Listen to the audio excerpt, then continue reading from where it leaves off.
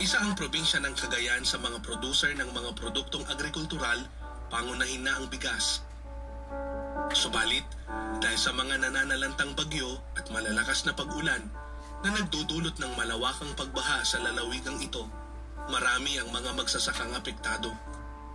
Ada sumampot nga didikira kat pasaray awan ti maapit.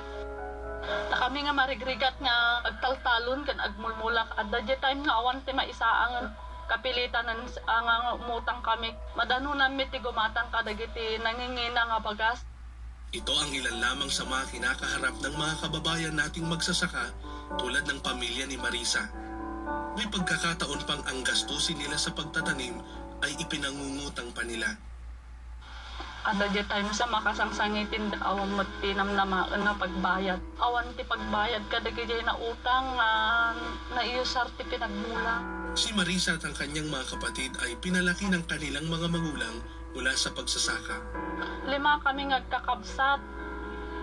Di inaunami grade 6 lang. Tapos siya nag-graduar na high school. Di sumarano kanya pit pat mag-graduate. Pero di may isa nga kabsat ko ket awan nalpas na. Si Marisa lang ang babae sa kanila na magkakapatid. Dahil sa nakita nilang hirap ng kanilang mga magulang sa pagsasaka, walang nagka-interes sa mga kapatid niyang lalaki na ipagpatuloy ang ganung uri ng hanap buhay. Anda kaya ti kuman adada ti construction worker tatas. Narigat nga min tigyan ti kuman maminsan nga min no nababati apit ket lugi mo ti pinagyan so nga narigat kay. Dahil dito, may minsan siyang pinangarap para sa mga magulang niyang magsasaka. Mahirap yung kalagayan nila. Ang sakit-sakit kung pwede lang sana na may pagkukunan kami. Pero mahirap lang kasi kami.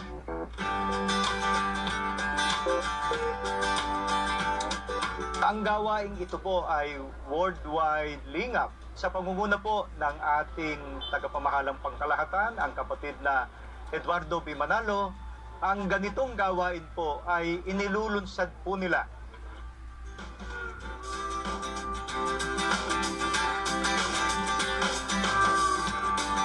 Meron pong 2,000 na beneficiary dito sa isinagawang aktibidad na ito sa distrito ng Cagayan South.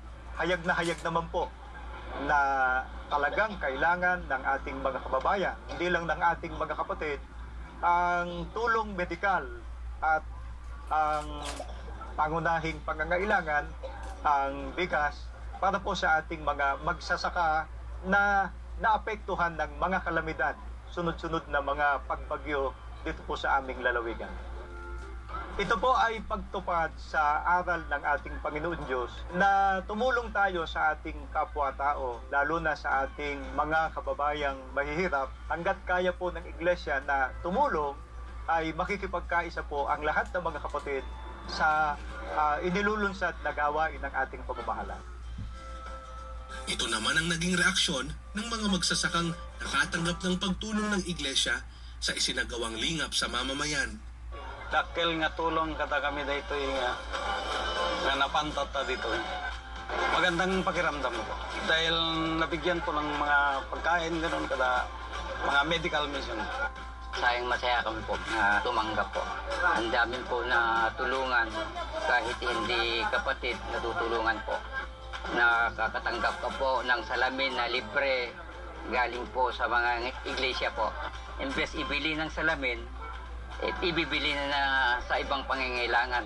Marik namin matlaing ti pinagayat ti iglesia kada kami tadamot laing iti awis kanyami. Nagpapasalamat po ako ng napakarami. Una sa Diyos at pangalawa po sa tagapamahala pangkalahatan ng Iglesia ni Cristo, ang kapatid ni Eduardo B. Manalo, na binigyan kami ng ganitong pagkakataon. Yung ginagawa ng iglesia, tuloy-tuloy po sa pagtulong. Ang amin malipatan ti iglesia sir, kadamot din tutulong na kanyan. Kahit nasa ibang relihiyon po kami, nararamdaman po namin yung pagkalinga, pagmamahal ng iglesia sa amin po.